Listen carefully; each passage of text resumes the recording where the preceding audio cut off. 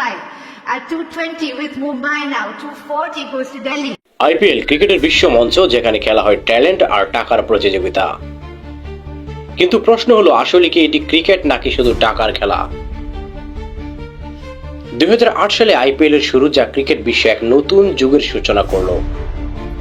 শুরুতে বলা হয়েছিল এটি ক্রিকেটের উন্নয়নের জন্যই, তবে সময়ের সাথে দেখা গেল খেলোয়াড় কেনাবেচা, বিশাল বিজ্ঞাপনের চুক্তি এবং ব্র্যান্ড ভ্যালুর মাধ্যমে আইপিএল পরিণত হয়েছে একটি বাণিজ্যিক খেলায়।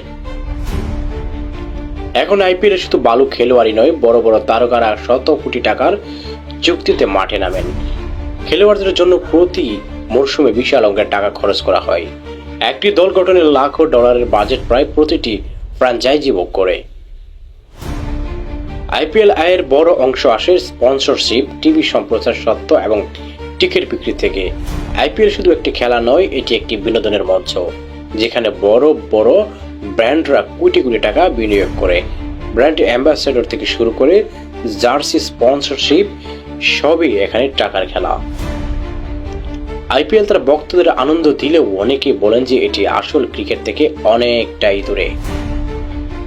আইপিএল যেন টাকার খেলা হয়ে গেছে বলে সমালোচনা করেন ক্রিকেট প্রেমীরা, তবে কিছু দর্শক এটিকে ভালো বিনোদন হিসেবেও গ্রহণ করেছেন।